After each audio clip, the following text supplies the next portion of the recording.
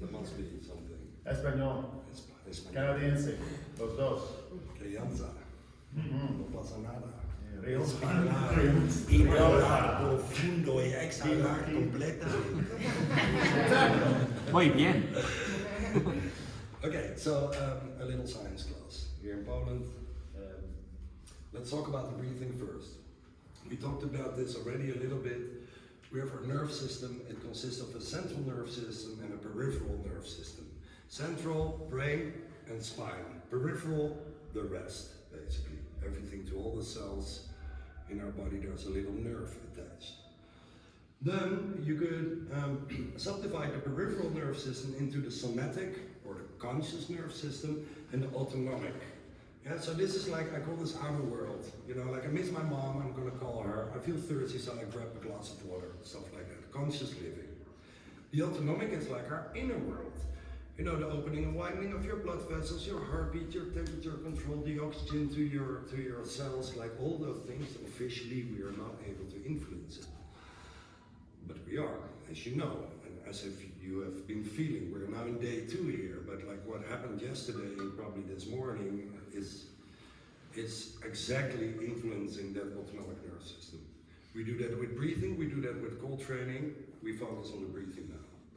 So what makes us humans a very interesting species is that, you know, the breath is autonomic, right? You don't have to think about breathing, it goes fully automatically.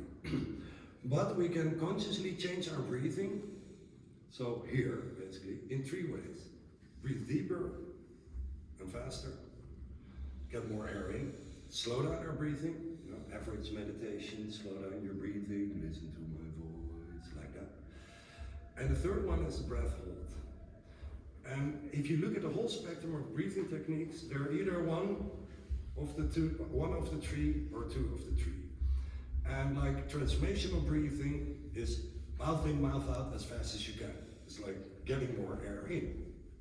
Well, Buteyko, the other side of the spectrum, is basically saying nose in, nose out, shut your mouth and breathe as slow as possible. Now the Buteyko is about slow breathing, while transformational is about fast breathing. The more intelligent breathing techniques are like the Wim Hof method, that contain faster breathing and then a breath hold. And we want to explain you like how this works, exactly. Okay, the autonomic we can subdivide, this is going to sound familiar, into the sympathetic and parasympathetic. Sympathetic, energy, fight or flight, stress, you could say. Parasympathetic, calm, rest and digest, meditative. Breathe. Sorry? Breathe. Breathe. Yeah. Breathe now. To make children. Breathe. I was like, dude, that guy has a Dutch accent, man. Breathe. But it's funny, you know, like, if you talk about sex, is that sympathetic or parasympathetic? Both. Oh, well, yes, okay. You know, like, okay, nothing new to share here. Because you gotta, you have to be a bit calm to be able to get sexually aroused. While the actual, you know, orgasm is high heartbeat and is totally sympathetic. So it's a mix of the 2.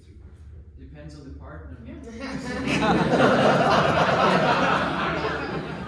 Well, no, if you don't get into a certain form of parasympathetic, you will not get aroused. You know, like people that have, like guys that have like stock market and like really, you know, like stressful jobs, sometimes can't get it up because they're too much in this state. All the time. And all the time here, there will not happen a lot. And you know, like a bit of a guy knows that, you know, like women get aroused if they feel calm and not if you like stress them. It doesn't work.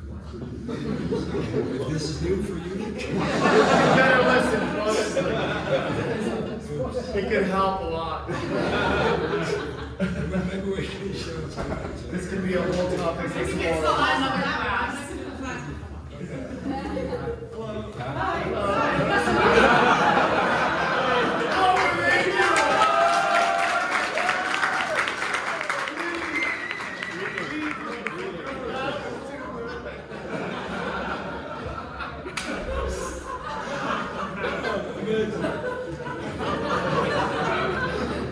Who's next?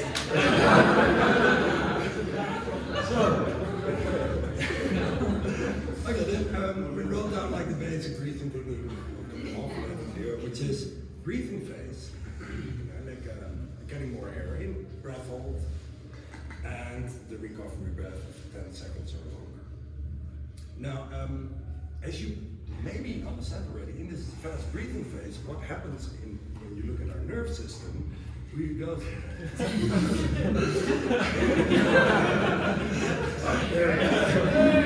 Who's else? I wish school was this much fun.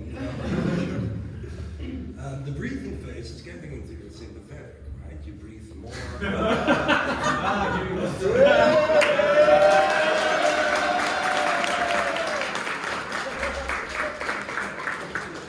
They're coming out feeling very parasympathetic with a smile on their face.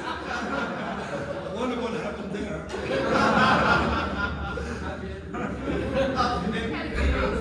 So we activate our sympathetic nerve system here, and quite to the extreme. Although we're lying down parasympathetically on a mat, you know, we produce a lot of adrenaline actually in this breathing phase. So what happens is sympathetic, more adrenaline, more glucose. Glycosine is put into glucose from our liver, put to our bloodstream. Our muscles release glucose. That's what makes us stronger. Our vision becomes better. We get more oxygen. Our lungs take up more oxygen, like all these things. So by breathing, this breathing technique, you get to also train your respiratory system and literally get more air in because you're activated sympathetic. And then with that breath out, and the breath hold, we activate the parasympathetic. And like where we move normally like here, we move like all the way here through the breathing, and then all the way here to the breath hold. And then, you know, like a balanced life would be 50-50 sympathetic, parasympathetic. Now we're never fully 50-50, and that's not the point, because like when we're standing here, we have to focus, and you know, like, so we have to be a little bit more in the sympathetic. While you, when you're listening, you're a bit more in the parasympathetic. That's why it's very normal to become like a bit tired if you're listening to something, you know, that where you might learn something from. And then like, so if we are living in the sympathetic, like stock market boy, the example before, at a certain moment he will burn out. What is a burnout? It's like your body is forcing you to be in parasympathetic 6 months, no movement, Netflix state. No more active stuff. So in the end, we will always get to 50-50, but sometimes you're forced because of your lifestyle through a burnout to go into here. So my wish for you, and what I'm working on myself, is to start feeling where you are and to have the tools to go more into the sympathetic or the parasympathetic. Yeah, like sleepless night, too sympathetic while you want to be parasympathetic. Morning you can't wake up and it's just all blurry, too parasympathetic while you want to be more there. And that's a lifetime path, you know, like you're never finished, there's no goal. Silence. So the reason, and I just wanted to add, is that this is the science, and this is how our sympathetic or our nervous system works. And this breathing is to help keep this all in check. Because the modern condition in life is just too sympathetic, it's here. So we're waking up in the morning exhausted because we've thought about stuff all night long and we didn't actually go through our day actually rebalancing and balancing our energies. We stay in sympathetic where we're stuck, and we talked about it, and Wim talked about it yesterday, is oxidative stress causing the inflammation and throwing everything off. Here, come through, guys. So we sometimes don't like to... Okay, whatever, we don't judge. We have a good story, though. We can tell you where we were. We don't want to hear it. It's a really good story. You're making it worse. Details. You're making it And we'll worse. tell you why we're all laughing a little bit later. All right. No worries, man. Okay, so... No judgments. Exactly, no judgment. Judge-free Judge zone. right now. So, when Tim explains how, you know, in a perfect life, we need to go to bed and just have a perfect breath that goes into a sympathetic inhale and a parasympathetic exhale, and they're so balanced that you function all of this functions like it's supposed to be the way it's functioning for that state or that thing that you're performing, whether it's sleep, whether it's work, whether it's sex, whether it's all of these different things. But because this here is all messed up because of the modern condition of the world, this is why this here is important. And when he explained, when we're in the breath and we're over breathing, we're going into the sympathetic, and it's the eustress. Because some people always ask us and they say, well, what you talk about stress, and then you want me to stress.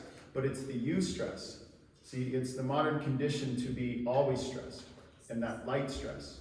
See, the breathing takes you into a high sympathetic state where the adrenaline, the glucose, all this stuff is happening throughout the whole phase of the breathing. But then you get to do the retention, then you get into the parasympathetic, and then you repeat it again. But it's like going to the gym. And when we go to the gym, when we do the breath work, and we talked about the arterial system and the circulatory system is exercised, opened and closed. That's why people go to these gyms, these hormetic stresses. And hormesis, if you guys don't know what that is just a short-term stress that puts a load on something that makes it stronger after. But the stress that we're talking about is the oxidative stress that's a lifetime of stress. So when somebody pisses you off and you ruminate about it for 5 days and it keeps you in that sympathetic like this, then it turns into something that actually becomes a little bit more long-term that affects you. Then it actually turns into a personality trait. And a habit. And a habit. Being And that's bitter, your, exactly, and now you're bitter about it. Now it's part of you. And somebody asks you, why the fuck are you so upset all the time? And it's like, well, it happened 9 months ago like this, and you're going back. But when we do this breathing, it stresses you in a short-term way to then just release. And we sometimes like to say reset and not reset, but I do like to say reset because after the breathing, how do you feel? And it's almost like you're starting fresh again. The catharsis. Yeah, exactly. So to can I Go ahead, answer? yeah. So when you talk about we call it the reset hypothesis, which is a very difficult word for me with my F, but I think I did it. Anyway, if we say there's two kinds of states, you're too sympathetic, stock market boy, ADHD, whatever. Yeah, question? Yeah, that's what I was just going to ask. I realized now, because it was so good that you explained that stuff, because of my burnout, I've just been too active. I've just doing things, this 3 ice baths a day, all this stuff. And so yeah, now I kind of got forced to be more passive because it was just like, I got like huge, I don't know, like kind of my body forced me to do it. So I was wondering, what's like the number one thing or the best thing to slow down, like because I realized with just the ice baths, I'm actually also speeding up and going more to sympathetic, right? Yes. And it stressed me out more sometimes when I thought like, oh, now I have to do 3 ice baths a day and like all this stuff. So how do I calm myself down more? Well, we have slow walks in nature. like I figured that out actually. That's very true. Yeah. That's one of the things, and we're going to get into we call it parasympathetic breathing techniques. We did this morning also box breathing, 4, 7, 8, and then we will not only do it but explain what is happening in your body. And we did like the Brahmari, which is something you cannot do at work. It's like you put your something and you put your fingers on your eyes and you start like You don't do that in the office, like practically not very good. Maybe one question regarding what you just said. Yes. How many times should you do an ice bath? Once a week? Or I mean, on 3 days, 3 times a day? That's obviously probably too much.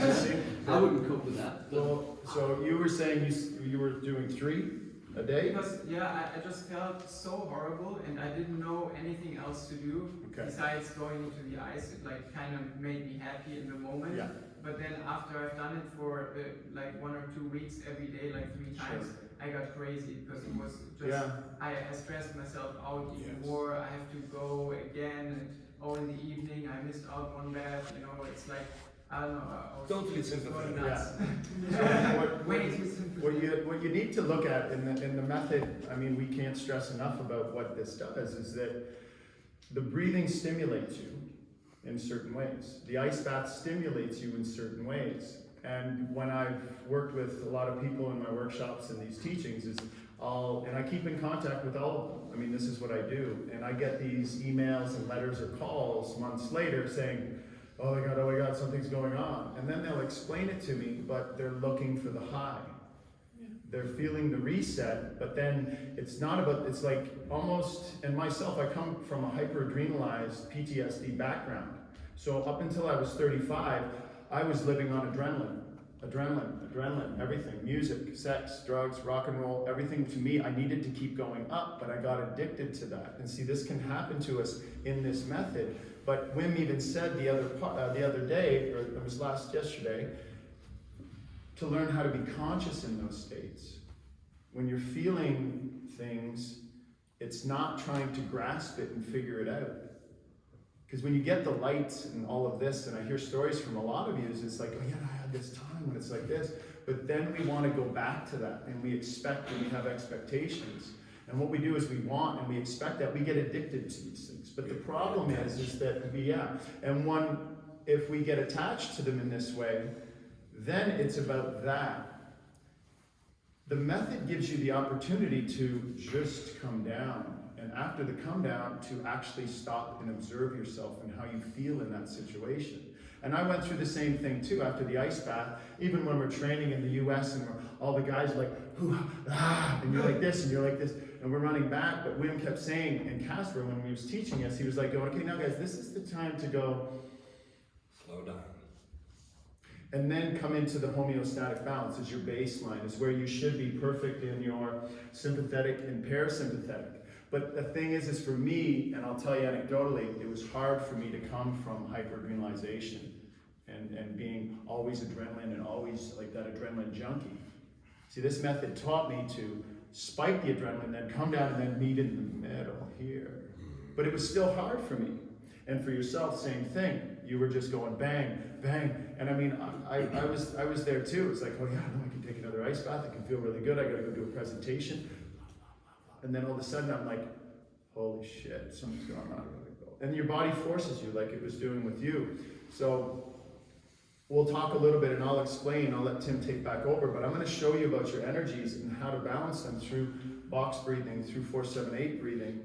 And every situation that you guys have in your life, there's actual breath work for it. And it shows you, and once you start to be more conscious of your energy, and this is what the method's going to teach you, is how to be conscious of what's happening inside here. And at every moment, I should be able to close my eyes and go, okay, my heart beats fast. I need to calm down because I'm going into a meeting, I have to give a presentation. But I still need energy, but I also need to be in a parasympathetic so I can access files. Because if I'm too hyper and up here, when I go to give the presentation, I'm like, and I lose myself. And I mean, you probably experienced this too. Yeah, when you talk too fast, you're like, bah, bah, bah, bah, bah, bah, bah, and you know, like that's also too sympathetic. So there's always, and to feel where you are, that's exactly what I'm doing. Exactly, feeling where you are now is the most important thing you can do, is because you're in the moment now, and you're able to control this thing. But this thing here, and the modern condition, is to be outside of the cave and to be just going. And I'll talk about that a little bit when I talk about energy, but I'll let Tim take it. So, but your question was like, how often an ice bath? Well, 3 times a day. You know, I would say it's way too much. You know, and your lesson learned here is to be able to calm down. I would say, you know, like maybe you have a different opinion, but I end my shower cold 30 seconds to 1 minute to 2 minutes. So yes, I take hot showers, very hot. And then like once a week an ice bath, because if you do 2 minutes ice bath, up to 6 days later you find less inflammation and more white blood cells. So once a week would be enough, but if you would have like an autoimmune illness or something to fix, I would do it every day and build it up to 5 minutes every morning. Mm-hmm. Until you see the symptoms and whatever's happening coming down. But like myself, I'm performing high, but I also know my energies, and sometimes I'll take 3 or 4 ice baths, and then I won't do it for a day or two. And Jaime and I were talking about that. Yesterday after our breathing session, and I was feeling a little bit, holy cow, I was like, let's go, I gotta go inside. And we went and jumped in, and then it was like a reset for me, and it was nice. But then when I came back to the hotel at night, I slept like a baby last night because I was listening to my body instead of fighting, being lethargic and going, okay, because it was intense for all those teachers in the morning. I mean, that was an intense breath session. We feel you guys when we're walking around, right? So I'm starting to get into contact with who I am and my energies. So when I start to do that and I start to understand who this one is, see, we're worried about so much other shit and we forget about this one. And the method's going to teach you about this one. But when we get the feeling good stuff, we go back to that a lot, right? We're addictive. We're very much compulsive as humans. We go back to what feels good. That's why we end up with drug problems and these problems and addictions to shopping or whatever it is. But it's understanding that this thing here, there's a place to be where you can have equanimity. What equanimity is, just balance. I didn't have that for years. And then I started to realize, okay, and then, oh, wait a second. It's here. It's not always up here, stock market guys, like you're saying.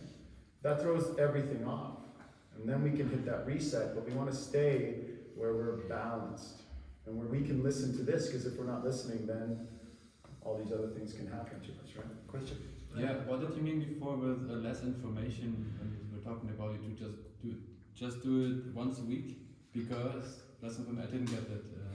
We will get to the benefits of the cold training later, but shortly, 2 minutes of ice bath up to 6 days later, if you test your blood, you have more white blood cells and less inflammatory proteins, so less inflammation. So this is how we influence our autonomic nervous system through cold training. But we'll get to let's finish the breathing first. Was there another question? And Kim, you wanted to say something? Yeah, I would like to add that, so this is a method. It's a method and not a protocol. There's no standard for everybody, but for everybody, there is a method. And this is, I think, the highest you can learn from the method, by using the method to find your own personal protocol. There's no standard. It's only tailor-made. And use the method to discover that. And when I started the method, I thought about, oh, a whole lot of testosterone. And I wanted to bring it back to normal people. Like, there was a lot of CrossFit kind of guys who were up for their next thrill, and I'm very much an addictive kind of person as well. But for me, I wanted to, because my first experience was like, to have a real embodied experience. And I thought, and you don't have to be very athletic in order to experience that. You can be present in your body, anybody. And this is what I want to share with people, that it's accessible for everybody. You don't have to have a very exotic story in order to use it and have benefit from it. So find, either alone or with somebody, your own personal protocol. Yeah. Don't try to find answers in anybody else. No. And don't forget what we did this morning. Dan was teaching us like the yoga class. Don't forget to integrate it in your daily life with movement as well. Because you can breathe the hell out of you, but you still have to integrate it. Because your body is really intelligent, so it also keeps the memory of stress. And when you're not moving, it stays there. Like all those hormones, when you freeze, they stay in the body, in the fascia. So when you're moving, it makes friction, you create heat, but also the release of hormones coming back, and you will recover from traumatic experience or some kind of stress. So it had to be on the same level. That's what we did yesterday. We were on the high level, mental level, and then I just went in naked with Dan in the ice. Dan didn't go naked? No, he's. I know, I looked up and he was jumping at me. I'm like, oh my god! and then like your mental state and your physical state becomes like equal, and then you're like, oh yeah. Yeah, one of the Olympic trainers I work with, and I have the opportunity to work with some really awesome athletes in Canada, he says, and it's very beautiful, and I say it to everybody, is movement is medicine. Movement. Okay? Movement is medicine, guys. And it's funny that we're here with two groups and two sets of teachers, but that's exactly what we've been talking about and doing this morning. You do some form of movement and then a bit of breathing, you know, like build a daily ritual that is easy to do, like even max 10 minutes or max 5 minutes maybe. Yeah. And then build it up from there. question. Yeah, that is exactly what I wanted to expand on that question, because I used to overdo with the daily rituals in the past, like stacking the healthy stuff and finding myself in a 2-hour loop each morning. Too many rituals. So you said about the ice baths. What's like the minimum viable habit, a sustainable habit when it comes to breathing? Whole training? The breathing. The Oh, the breathing. breathing. Yeah. I every day I think with the breath, and What, 4 sets, 3 sets? there again. Again. So I have a monkey mind that I get up in the morning, and sometimes I'm like going, oh, fuck, I gotta breathe. But my wife starts, and then as soon as that thing comes into my head, I go, okay, just take that breath, and then I do 5 deep ones, and then all of a sudden in 5 breaths, I'm like going, okay, that's what I'm doing. There's the side effects for the breathing aren't there unless you go too far. So listening again, and it goes back to your consciousness. And I get this a lot. And I mean, you guys may have seen this too, is that when people leave the workshops, and I have a lot of these CrossFitters, and a lot of these guys that come in going, they want to climb a mountain with women, their shorts, and all of this very big testosterone, and I have to cut that out. I have to show them that this isn't about that. This is about this, because they want to use it as a tool to get more and more and more and more, but getting more out of life that way is not going to be what you want to do. You want to get more out of this thing here. And the workshops, you know, people leave them, and all of a sudden I get calls, and they say that there's something going on, man, I'm getting too much or something, and they're breathing too quickly, or they're breathing too much. You can breathe too much. It's like water. You can drink too much water, and you can die. You can breathe too much. But cannot die. You cannot die. You cannot die if you're breathing, but you can start to mess with this thing. And one guy calls me, and he's doing three times a day, and he's breathing like this. When he shows me on the WhatsApp or the Skype, he's like this. And I'm like, oh, no. What are you doing there? That's called hyperventilation that causes trauma, that gives you a panic attack. And we'll explain more of that about energy, but it's about listening. So what is it? You know, the protocol. What I do, I've been doing the Wim Hof breathing for 5 years, and honestly, I was so fed up with the stupid 4 rounds, like every time, 30, 40 times breathing, that I cut it down to a minimum, which is 5 minutes exercise. I do the 5 Tibetan Rites, you know, like you can find them on YouTube, and then 5 minutes breathing, 2 rounds of 2.5 minutes, where I breathe 10 times fast, like deep and fast, then breathe in and hold. Then when the dizziness disappears, I do kumbhaka, means breathe everything out and hold it there as long as I can to create that shortage of oxygen, but to save like a minute time, because otherwise I hold my breath for 3 minutes. And if I start breathing out everything when the dizziness disappears and I hold it there, it's like 2 minutes, you know, so I save a bit of time. It's very efficient. And then I take a recovery breath of 10 seconds. One of those rounds is 2.5 minutes. And you know, like, is that enough? Well, you could say no, but it gets, it gets me going. And the funny thing is, by doing 2 really short rounds in the morning, I'm more breath aware. And wherever I'm not waiting anymore in life. You know, if we do coffee, you're half an hour late, and you come like, oh, sorry, I'm sitting there with a smile like, you know, like I did 8 rounds just now waiting for you. I'm cool, you know? And to use the dead moments in life, waiting for the train, waiting for the coffee, to do some form of breathing. And then I do this, call it the 10 times fast, or just slow down my breathing. If I get like overexcited for some reason, it can be both positive or negative. You know, breathe in, 6 steps, breathe out, 12 to 18 steps. And keep on slowing it down.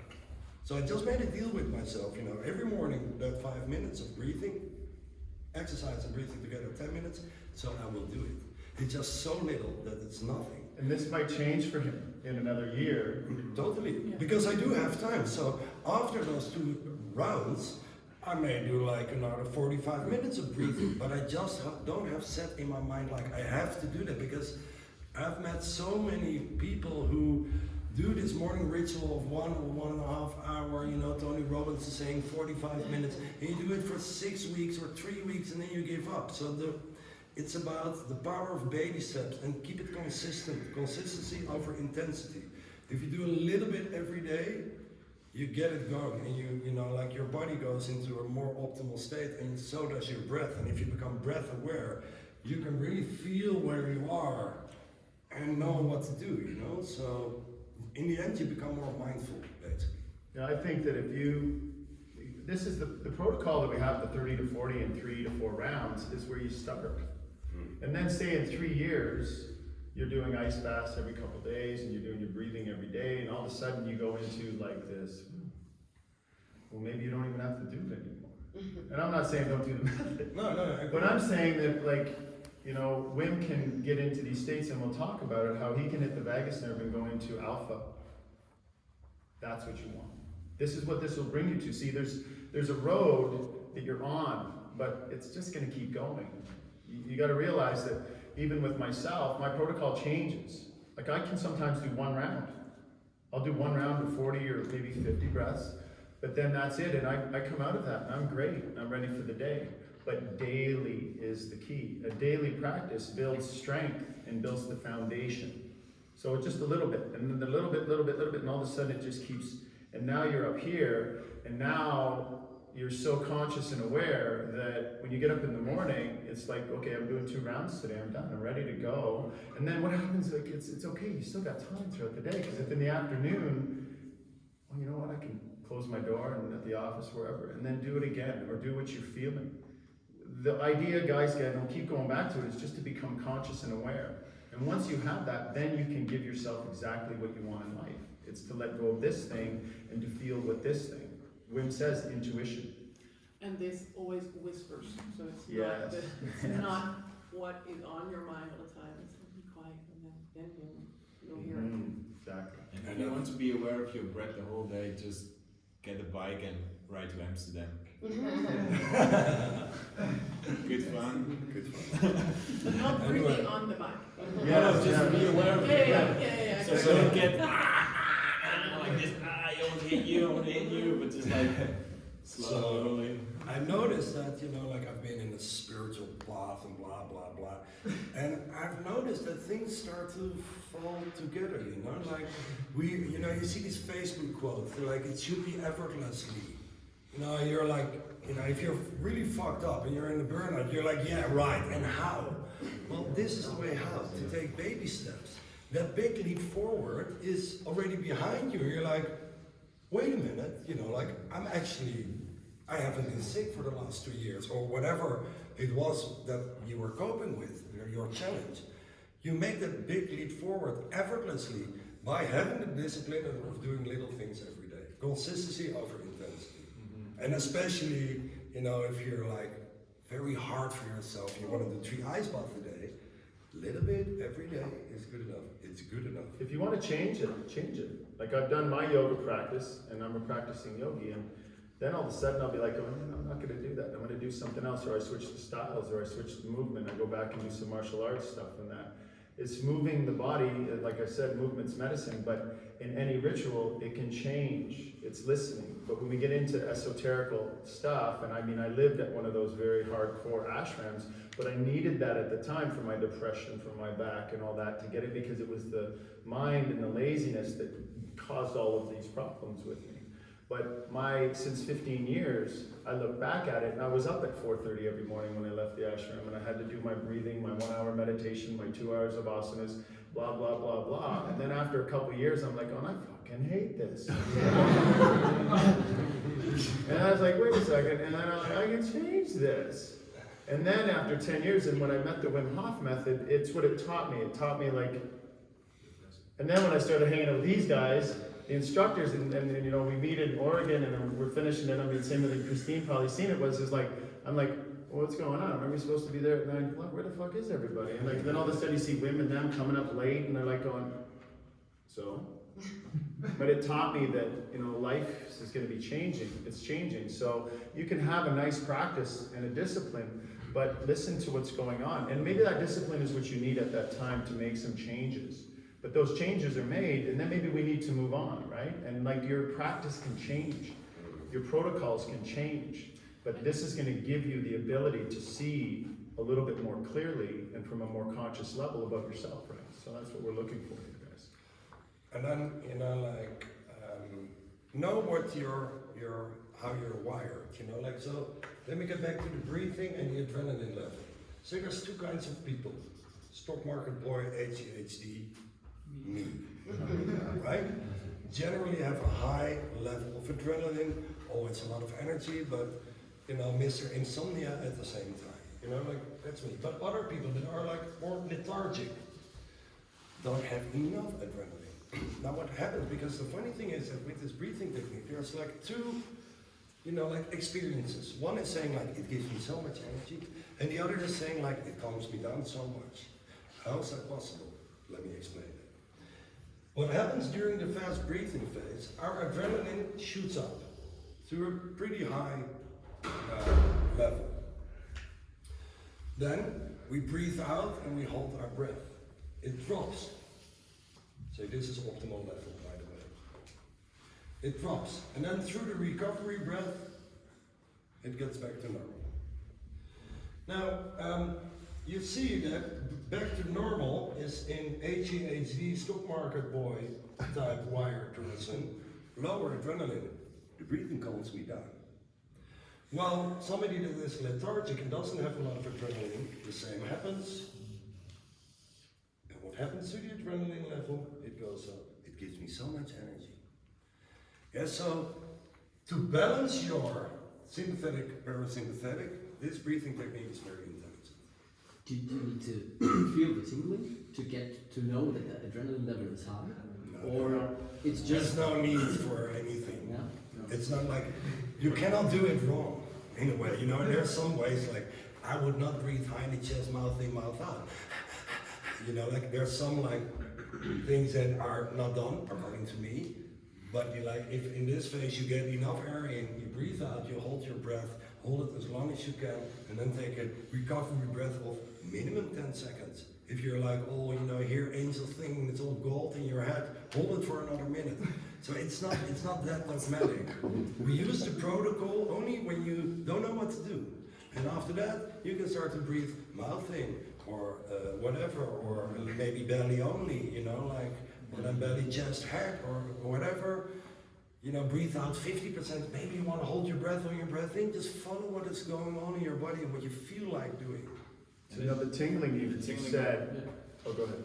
Well, they're not caused by the adrenaline. Okay. No. So they're caused by the sensitivity about your nervous system. Yeah. So it's different. So it's totally not dependent on the... I thought it was level. because of a lack of CO2.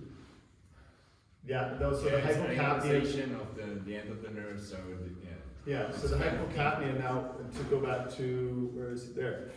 Saxophone, right? All his life, he's playing the saxophone, so he has absolutely amazing diaphragmatic control. So he takes that big, you know how to fill your lungs. Then you know how to slowly empty them because he's playing the instrument. Singers and that also have this ability. So, and you're mentioning to me, right? So that you're saying, well, I don't feel the tingling I did at the beginning, but his system's already been trained to take those big breaths and out. Now, when somebody first does this, and you first did this and you had the tingling, a lot of people experience that. I stopped feeling the tingling after I'm breathing, but then it made me go a little bit deeper into my breath and try to fill it up more and more. And that's what I'm trying to, and we're going to work on that a little bit more to get there, but it's not about the tingling. If you over breathe, fill the lungs and let them go, and a little bit's there, fill them up. You do 30 to 40, you're going into hypocapnia. Those tingling, Hypocapnia, just for people at home, is alkalinity. This is no That's the same. CO2 and just O2. So I didn't, like, I remember doing this method, and then I'm like, okay, now I'm not getting the tingling or the buzzing in the ears, and it's going away. And then I started to look into it more, and it's like, no, I'm actually in that state. I'm getting the benefits. I'm just not feeling. It's because your body's an adaptive mechanism, is what you guys are. You're going to get stronger and stronger. You're going to get better at using CO2. You're going to get better at feeling high O2 and low CO2.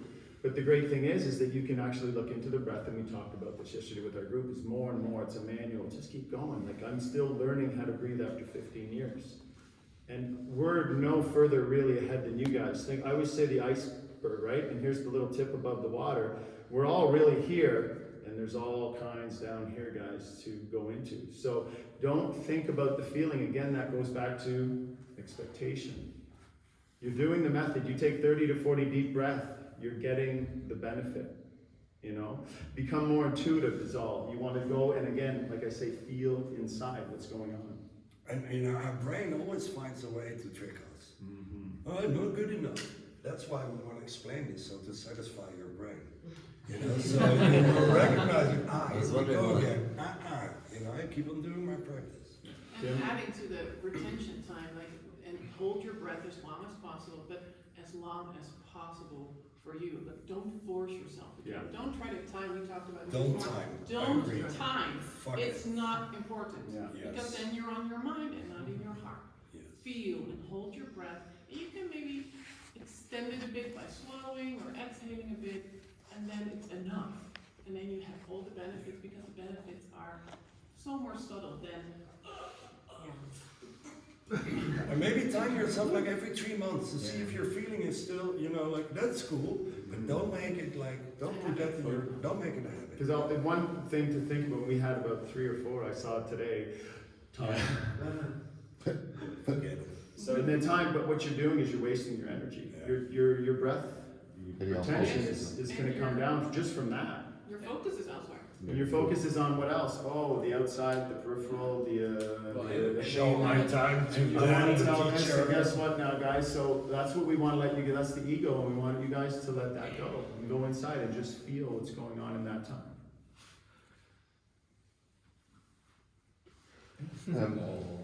Sorry, Yeah, going back to incorporating into your routine. yeah. I mentioned it back at the house group. I find it hard to find the right balance, because you say feel it. You know, you don't do say dogmatic approach of putting, you know, like 3 ice baths a day or whatever. You're missing the point with that. But also at the same time, when you get into a certain state or certain bad habits, you need that. Sure. You need that push, that like baptism of fire, like that little, you know, push into the right direction. So then you start the feeling process. Yeah. But there are barriers to entry. You know, I mean, you wouldn't want to feel like doing any of this in the state that you'll be in. So where's the line? You know, like there's a certain forcing of it, and there's a certain. That's what you have to figure that out. That's how. But are you this person or this person? Because a person that is lethargic, go and force yourself. Yeah. Push yourself, no problem. But the guys that are here, take a step back. Yeah. So I think you're a bit more here. And what we talked about this morning is also how do you get your creativity out? And I had the example like where a lot of good ideas are born on the toilet. You know, like when you breathe, whatever. You know, like where you have a shit basically. Because what happens is you go into parasympathetic. Mundane actions. So once when I was washing plates, that's like So if you want to get more creativity out, for example, you want to breathe out. You go into the parasympathetic. You find your techniques to go more parasympathetic. Does anybody find during the retention that all of a sudden something comes to you? Where you find something, creativity, I might do that now. Or something in your life that's giving you a problem, all of a sudden you go, oh shit, I can do that now, because that happens to me all the time. During retention. Down and then hold. Okay. Because when you're in that parasympathetic, like what Tim is saying, the stress goes away and the mind starts to relax, and then the thought files can be accessed and reorganized. I like to say it's a defrag or reorganization during retention, because then all the confusion that's going on in your life and the shit that's like so actually simple that you can't figure out, all of a sudden they just kind of reorganize, the way I like to say it, and then everything falls into place, and I'll be sitting there going, oh shit. Yeah. Why That's do you what I'm see going to that? do that. Yeah. So that's the creativity side in the parasympathetic during retention. That I love that part, because sometimes in a practice, when I give my practices and I'm beginning, I say, okay, everybody starts to breathe slowly. I don't go right into the deep breathing. I say, okay, slow breathing, and then I say, okay, you guys are calm now. Why are you here? What's going on in your life? What do you want? What do you need? If there's a few questions, things you want to figure out, ask yourself that question now, then let it go. Why don't we do that? What's that, right What, now? what you just described, let's do that. Okay. Question first. Sure, okay, the Greek in the back here. What's your name again? Odysseus. Odysseus? Yeah. Nice, man, nice name. share like a professional story from your life where the Wim Hof method helped you to create meaning? Oh shit. I don't know if we have that much film on that camera right now. I'll do this quickly. So I started to do yoga because I had a back problem. I was in bed for 2 years and I was hooked on Oxycontins, opioids and all this stuff. I wanted to kill myself because I was on drugs for 2 years in bed. I didn't move. And then I decided to flush that down the toilet because this is the worst. I go to an ashram, 2 weeks with herniated discs and all these problems. In 2 weeks I'm with an Indian guru and I'm playing football. That's not the Canadians and stuff, we call it soccer. And my depression, anxiety goes away. And then my teacher says, you're gonna do big things in life with yoga, you go out and you teach. So I kept with very classical practice, which you guys, experienced today in our group. And then after about 5 years, I've become popular. I'm making lots of money now, and I left that whole life back in behind me. And I find that I start to get an ego. And my ego started to be, now I have to be perfect in front of everybody. And then my father gets lung cancer. Okay, I'm gonna try not to get emotional here. There we go. My father gets lung cancer, and my wife gets cancer for the 3rd time. And when my father died, we were in the limousine to go to the service, and my wife gets the call that she has cancer for the 3rd time. And I'm mad, and I start to drink and smoke. Yeah. The next day, I play football. Even with the Canadians, I call it football. And I just want to run and just run away from everything. And I turned and I snapped my Achilles heel off. So those are 3 things. And then I get skin cancer. 4 things. And then I looked up and said, what the fuck are you doing? I said, I thought I was doing everything. But then it was a sign to say, hey, you know what? Too fast. Everything's going wrong. You need to look at this. And I have a therapist that says, you gotta check this Wim Hof guy out. Because he knows that I do breathing, I teach breathing. And I knew in my mind that everything was gonna be okay even in this dark place because I know I have the tools. But it made me reflect and go, something's fucked up here. And anyways, I kind of disregarded the Wim Hof thing, and then I'm on my computer and I'm like this. Right after I had the surgery, 5 days later on my Achilles, I'm back in my studio with my leg up, teaching. Didn't slow down.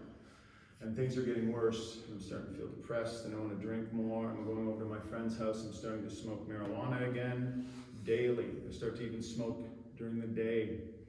And I'm like, this isn't right. And then all of a sudden I'm on the computer and this superhuman thing comes up and I'm looking at it going, okay, I'm going to check it out.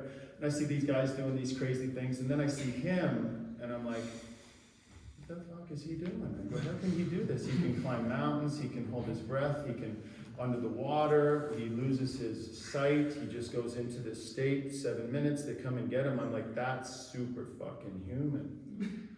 And it's a breathing technique, and I'm looking at it going, well, that's Bastrika breath, he's over breathing, it's retention kumbhaka. I said, I know all that stuff. And then it's the ice bath, and I'm like, well, I take cold showers. But the way he explained it to me, I said, fuck it, and I just breathe, and I hopped into my car with my leg, and I go home, and I get into the bath. And I just start to cry. And I grieve my father. Everything comes out. And then I start to heal. And then I go to my wife, who's very sick, and she can't get white blood count up. And they have to give her injections to make it go up, and it goes down. And I told her this, and we did the method, and she starts to cry. And then she goes back a month later, and her blood count's way up. And the doctors are like, what did you do? And we told her, and the doctors kind of, what the fuck is that? So ever since then, I practiced the method, and I've implemented it. And one thing it taught me is that yoga actually gives you ego in a big way. Right now, yoga is not like it was many years ago. And there is some sides of yoga that I see, and you see a lot of stuff in the news and this kind of thing that are going on with gurus and stuff like that. And I left that. And I realized that it was just the practice that was giving me the benefits and not the esoterical bullshit and all the other stuff around it. When I listened to Wim, I was like, wow, man, this fucking guy knows what's going on because he's just doing it. And I know you hear the asshole stories and all this stuff from Wim, but he's just saying what's on his mind. He's just being truthful and he's a real person. I was at a point when I became popular and all these people were around me, I had to look perfect and it was just too much. And now when I talk like this. And I give my seminars and I just do what I'm supposed to. And since then, my wife's cancer free. I have no anxiety.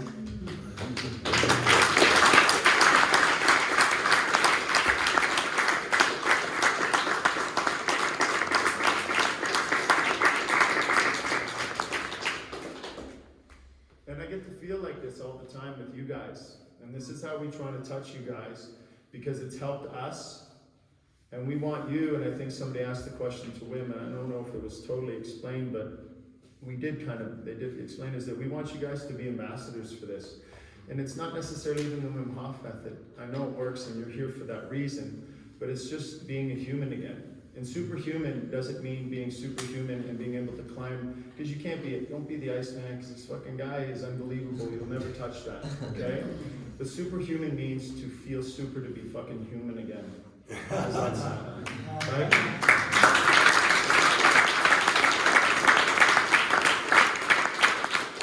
That's my story. Thank you. All right. Amit, did you have a question? There was a question. There was one more question here. Yes. I was wondering, when you guys take ice baths, do you time it or do you just feel when the effects are happening within? May I? I do 2 minutes. No. Always. What do you think? Sure. What do you think? I think at the beginning I should probably time myself until I can get in tune with my body and then stop using the time after a month or two. You answered your own question. What do you think we do? Yeah. I don't think you time when you go into the ice bath. Do you think I do long ice bath? Few minutes, maybe 5 minutes. More like 2, 3. Okay. Do you time? Well, yeah, you know, like I'm going into an ice bath to show people how you do it, and then there's always a timer there. But it's not per se that I want that, but Got it. so I don't stick to the 2 minutes minimum.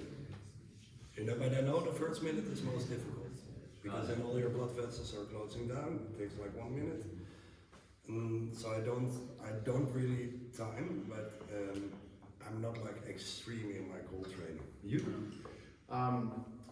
One thing I was explained, and one thing that was really resonated with me, because I was also pushing and going and 10 minutes and this and that and timing, and once I got to the instructor's first thing, and it was very much about science and safety, and a lot of the hoo-ha stuff in the room and a lot of the testosterone was kind of wondering what was going on. And I just came from India when I actually, the next day to be in LA, and when I watched what they did, and I was like, okay, I see what's going on here.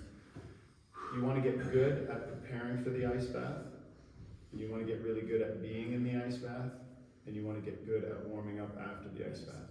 So that means that you want to be able to have good mental focus and not be too charged up, to be relaxed into the ice bath, to be able to calm yourself down in the ice bath. So a minute, 30 seconds, a minute and a half. And then getting out and not running out and going, let's go in the day. It's horse stance, warm up, and then center. And then your day. Because that's the way I look at it. And a lot of us in this room, and, you know, I mean, I'm guilty of it also, is that the timing and the pushing and the protocol, it's getting good at doing something. And the ice bath especially, because the only thing that adds danger to an ice bath, you guys, is time. There's nothing dangerous about an ice bath, unless there's a medical condition going on. What's dangerous is time. Because you fall off a ship in the Caribbean, right? It's 75 degrees, the water. Guess what happens in 4 hours? Hypothermia. How much is that in Celsius? Sorry? How much is 75 in 25. Celsius? You say you're 25 degrees. So 25 even, you know, if you're in 30 degree water, you have to keep your temperature at what the core used to be 37.2? Yeah. So as soon as it goes down to 35, you're fucked. You need to bring it back up, and you need an external source. So remember that you guys, ice is very, very beautiful Ice is nice, one says. And it's your most beautiful teacher, but don't fuck with it because it is Mother Nature and it's gonna slap you around so fast. 30 seconds. Yes, you got in up to here. That's to me is a win. She won. She won the battle. Because before she got into the bath, she was probably, or into the water, was like, but then she got in. Already self-efficacy, the ability, I can do this stuff. So guys, it's not about pushing any limits. Don't do that. It's not about 10 rounds of breathing. It's about maybe 1 that day. But the ice, you really have to respect Mother Nature, guys. Okay? Slow. I relate to it. Like, ice is not the goal, ice is the mirror you can use. Yes. And if you would like to add, like if you know, like we know if we're either here or here. And once you know that you're in either place, you know you want to go down, but if you are always used to being here, you have no fucking clue how to get there. And you were asking, you need a push, and you need a push, but you need a very loving and calming push to get you there. So find a person, a professional or just somebody who really sees you, who really has eyes for you, and leave all the guards down and connect to a person that can help you slowly. And this will take time. This will take time. Don't think, especially people here, that you'll be there very quickly to do the right stuff. But take time and connect to a person you trust, or you maybe feel a bit uncomfortable with because he really sees you. that could be very uncomfortable. But connect and find somebody. This is why we work with buddies here as well. So to check into your buddy again. The tribe, yeah. So always remember the tribe. We do last question and then we're going into some parasympathetic breathing. Yeah. Is that okay? Yeah. You have already asked a question. Let's keep it for I have later. another one. No worries. Yes, please. So just find the person with the cold shoulder. Check you. What's the question? Find the partner. Yeah, partner, a body to connect. For the cold shoulder.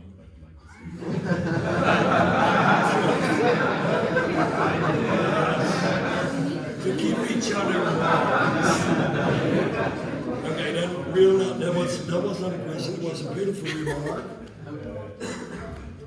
Yes. I've been doing cold showers for about 2 years now, and I haven't been sick. When I kind of drove here, or the day before, I had the feeling, I don't know, I'm getting sick. I had pain in my back, and I got like a cold. Yeah. Maybe because I was worried what I'm expecting here. Yeah, I was the same. But in general, when you have a cold and you're not feeling good, or your nose is running, should you do an ice bath? Should you do the method? My breathing always, because by this spike in adrenaline, you suppress your fever. Then you may ask, is that a healthy thing? Well, if you don't become sick anymore, I think it's pretty healthy. So breathing always, ice bath. If I have a cough and a little bit of fever, I go in an ice bath, but I do like 1 minute, and it cleans me up completely. But if you have like a real fever, like I would say, don't push it. If you really feel sick, get to bed, drink water. But let's address it when we talk about the ice bath and what it does to adrenaline levels, immune system, and all of that stuff. That'll really answer, and we can give it anecdotally what you guys also do, because I think because we still get sick, guys. Yeah.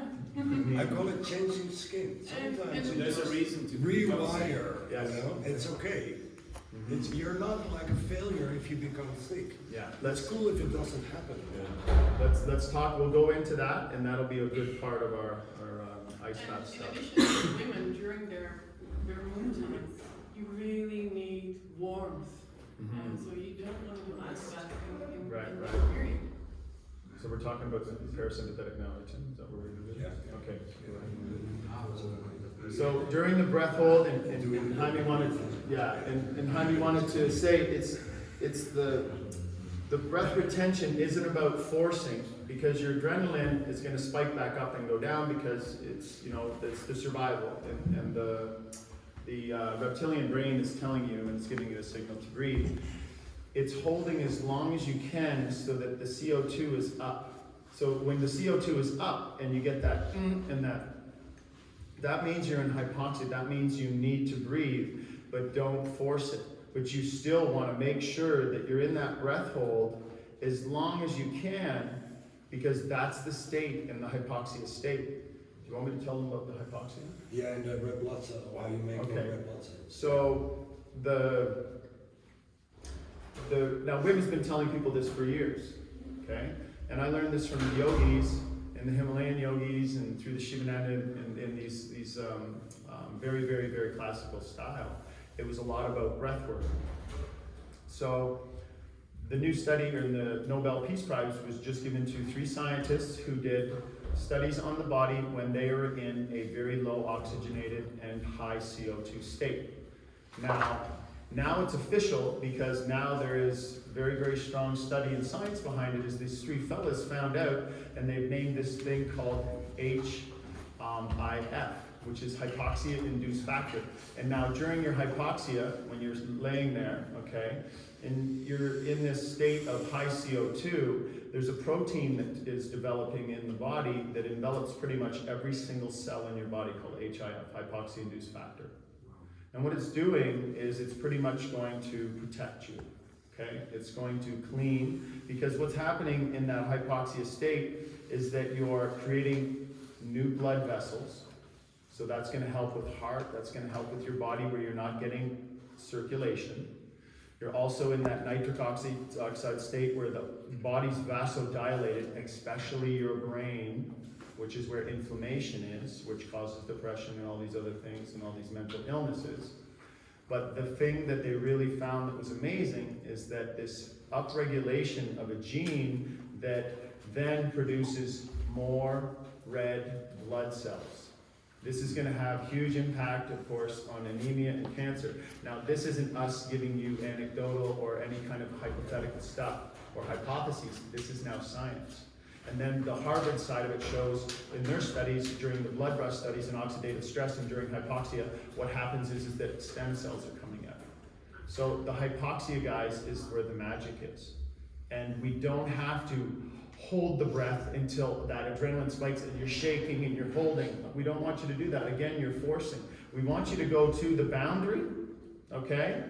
And it's like the comfort zone thing. Everybody's seen that on Facebook. Okay, here's the comfort zone, here's outside the comfort zone. You gotta be here. And everybody's going, okay, that sounds really good, but what the fuck is that, really? So your comfort zone is where you go and you feel, and like this morning, we're breathing together in our room, and I'm during my, a few of us instructors get together because we like to breathe together. It's just awesome. You feel the love, right? The energy's there. You guys did that the last few days. And as soon as that I feel it comes, and just at that point where I'm going to start to get that nice, real sharp feeling in the nervous system, I don't feel that. I don't need to feel that. I'm in hypoxia. I'm getting the benefit, and then I go, and I hold. And then I let everything go back. But your blood vessels in your brain are so wide open that you reintroduce that big, huge oxygenated flush in the brain. You feel that, a little bit of a euphoric rush, do we not? Okay? And that's so good for your brain. And can I add something? Yeah. You just mentioned it like almost in between the lines, but this has huge implications that stem cells are made in our bone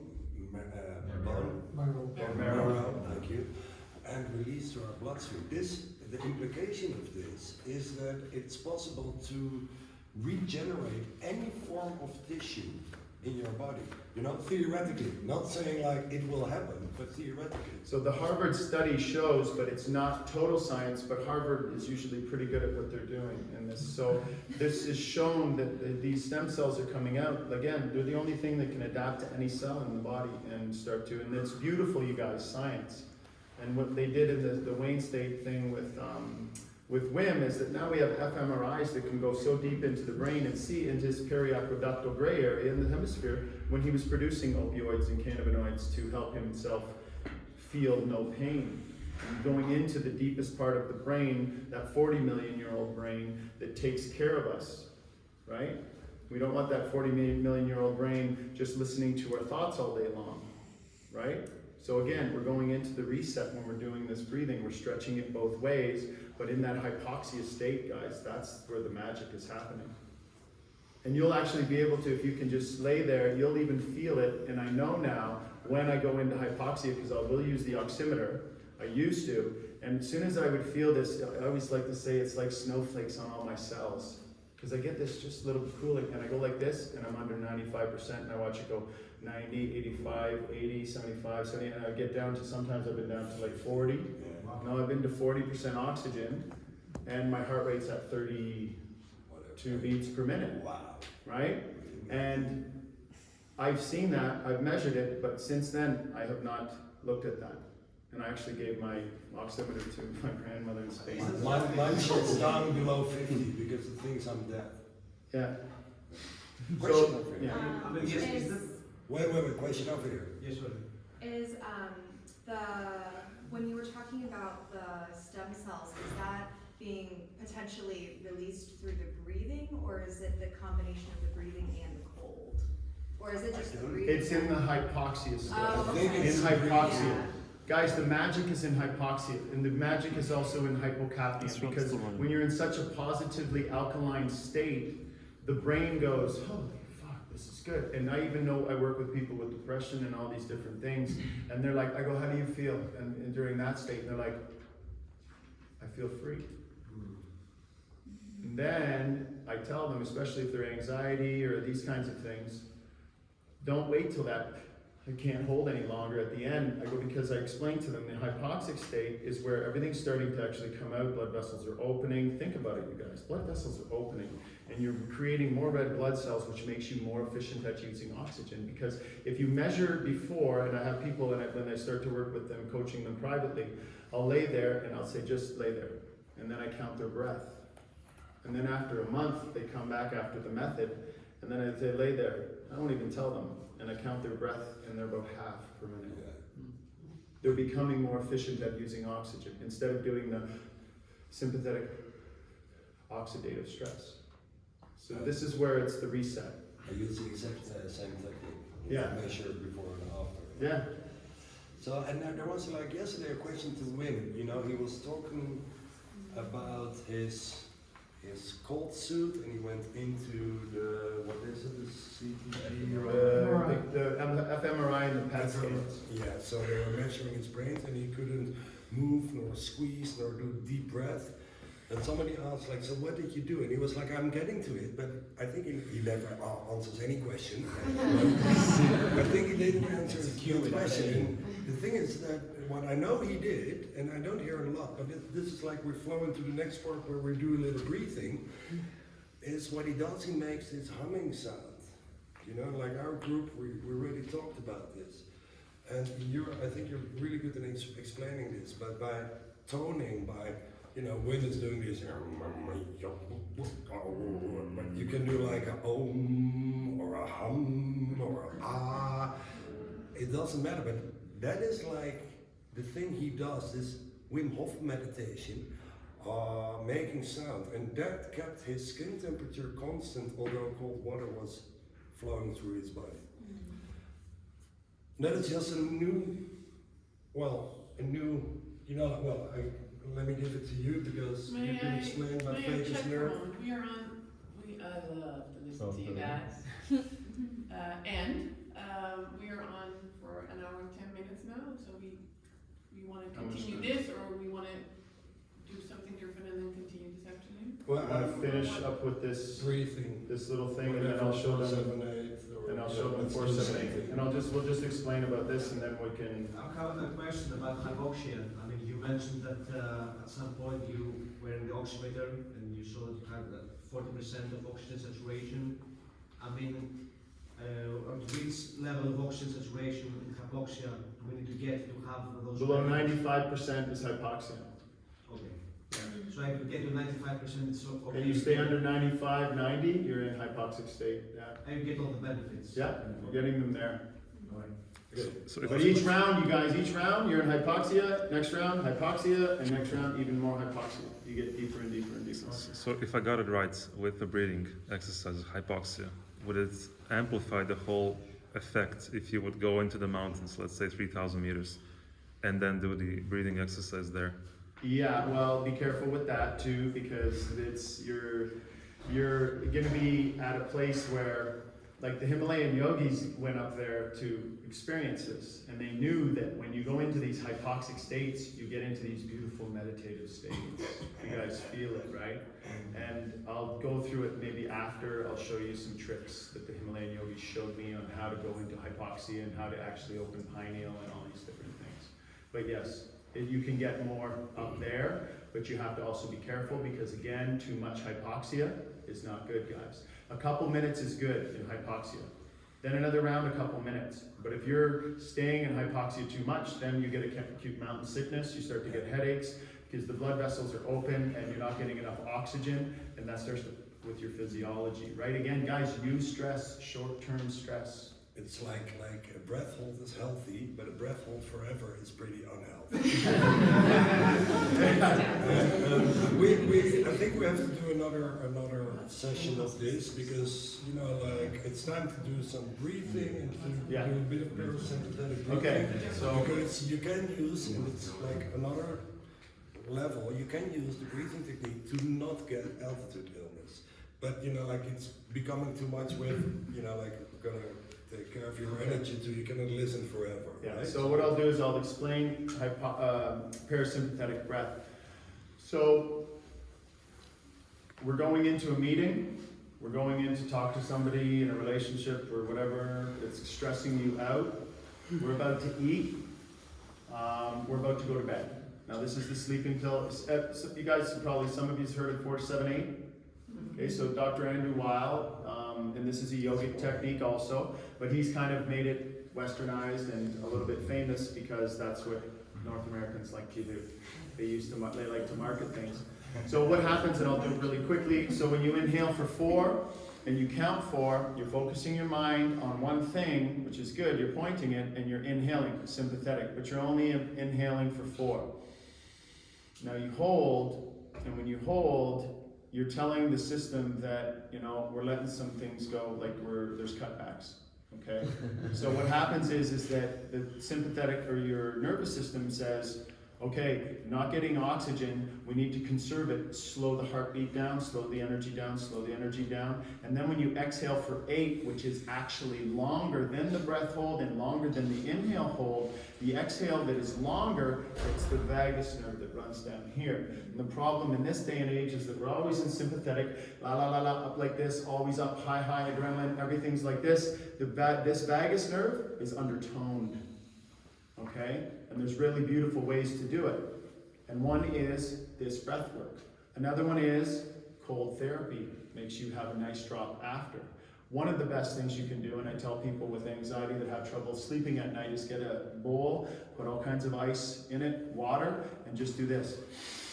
Put your face in it. And as soon as you hit it, the vagus nerve, which goes into your stomach, into your heart, into your organs, into your face, into the nose, as soon as that, even just the nose gets into the ice water, boom, you'll feel this thing where your heart's going bang, bang, bang, bang, bang, bang, bang. After 10 seconds, bang, bang, bang, bang. And that's the mammalian reflex that has been developed and evolved in us over millions of years, has shown us that when we go into water, it's saying survival mode, slow the heart down, conserve energy, you can hold breath enough to get out of this problem. So we want to tone the vagus nerve, massage, acupuncture, yoga, meditation, breath work, but breath work like I'm about to show you, eh? Toning. Making sound. Yeah. This is like the thing. So one of the best ways is through the Om, and I explained this to our group this morning, and we started with an Om.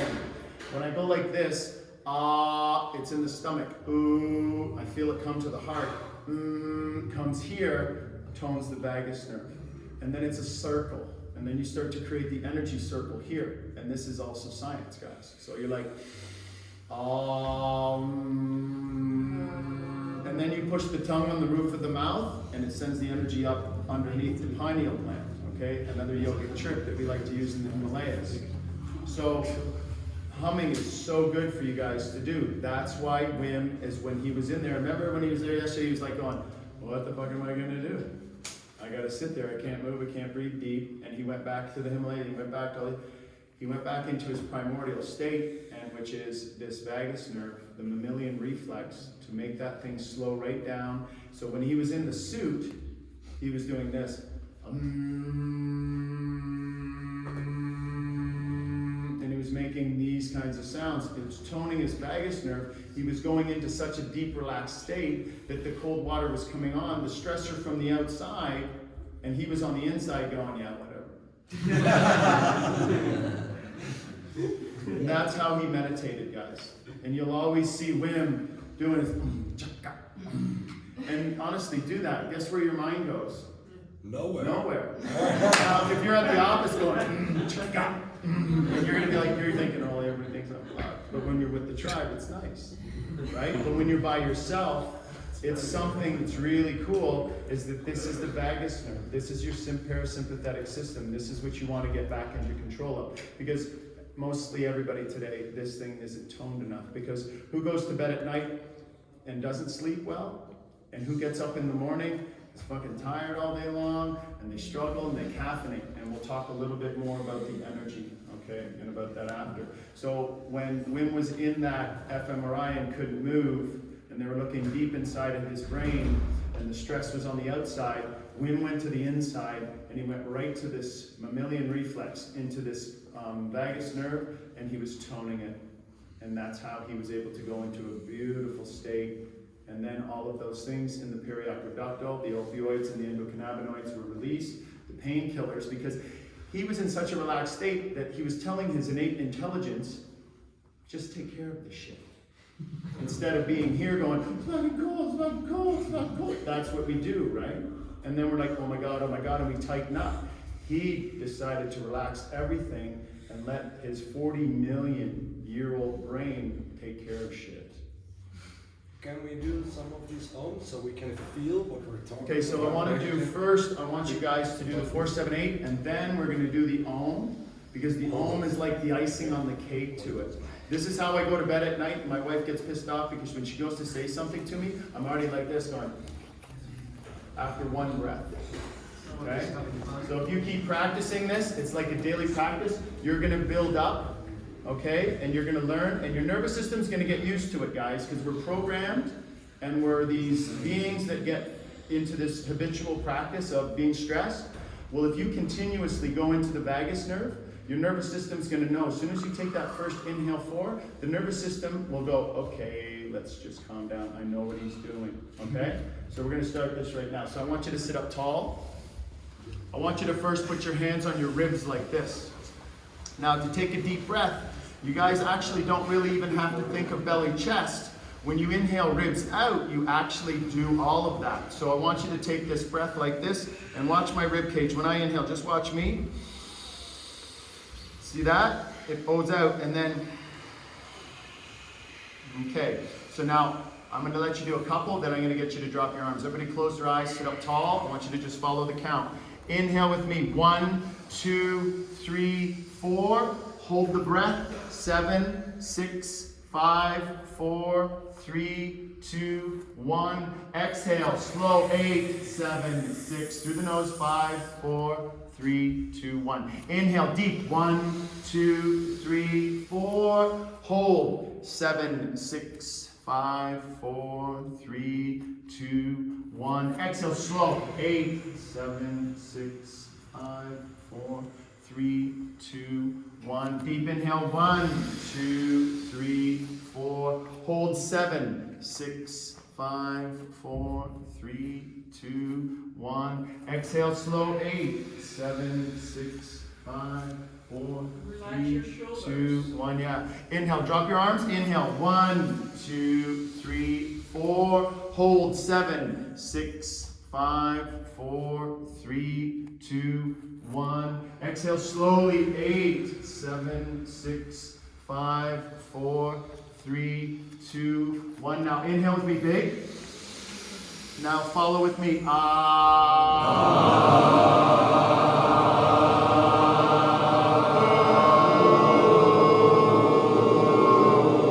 the mouth, put the tongue on the roof of the mouth.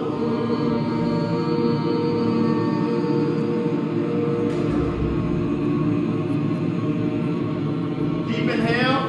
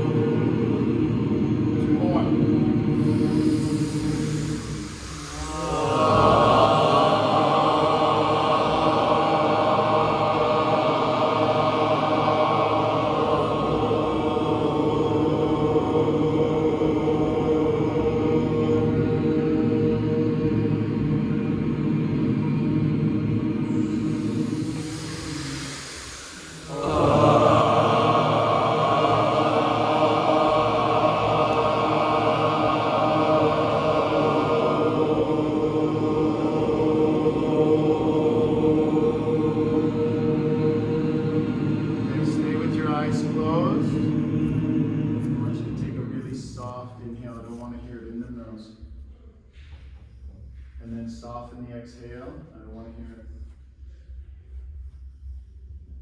And follow the breath quiet. I want you to see your mental state now. Notice it different from before we started the breath work. Notice that you're on a thought stream and you're able to observe here.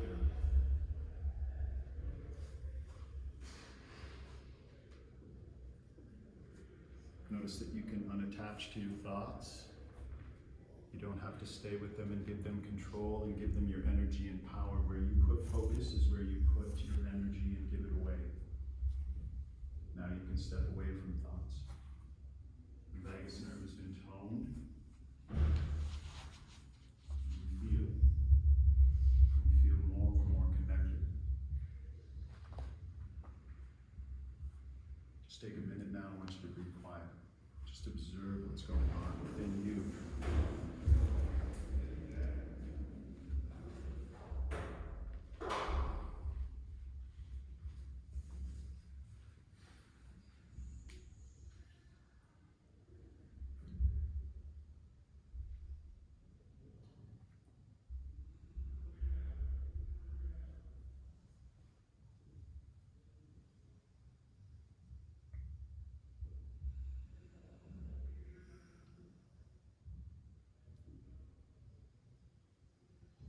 Okay, slowly I want you to open your eyes.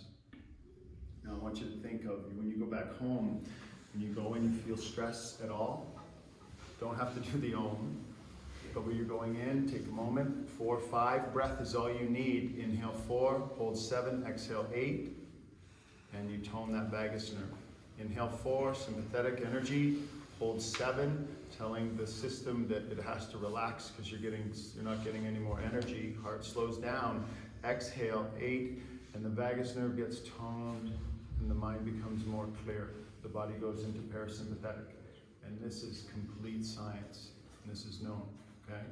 Practice it every day, a couple times a day when you're going into any stressful situation. And in 1 month, as soon as you take that 4 and have the intention to slow down, the nervous system goes, oh, here, okay, he's got a new habit, we're getting into this one now. Switches like that. And if you do it before you go to bed at night, think of some positive shit instead of all the bad stuff that happened that day and the shit you gotta do tomorrow. It'll happen, just let it go. If you go, okay, I love my wife, I love my life, I love myself, and then 4, 7, 8. And then you'll fall asleep. And if I've had people with insomnia, and in a month, they sleep like babies. You just have to make it a daily practice, okay? And I have one more memory, just really listening to this story. I was completely not consciously aware that Wim was doing the humming in the MRI. I had to do an MRI myself just a few months ago because of some heart issues in our family with sudden death, so I wanted to be on it. And I went into the MRI and they asked me, I asked, how long will I be in there? It said 20 to 30 minutes. And I was in there and it was kind of impressive because you do feel the radiation. And I thought, oh, I'll start humming completely intuitively. Cool. I was in the machine for 45 minutes because he said, oh, your heartbeat is so low and we need a certain amount of heartbeat. But you just came to me. Are you another Wim Hof method? Heartbeat. Get into your head, baby, and out of your heart. Oh my God. Yeah. That's So weird. it works. So, anything else? No, man, I think that's good for now. What else? We'll do some more stuff Yeah, later. I think there's more. Yeah, Wow. there's always more. But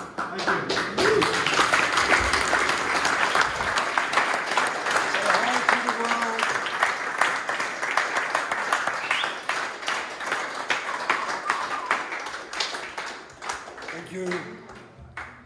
Thank you.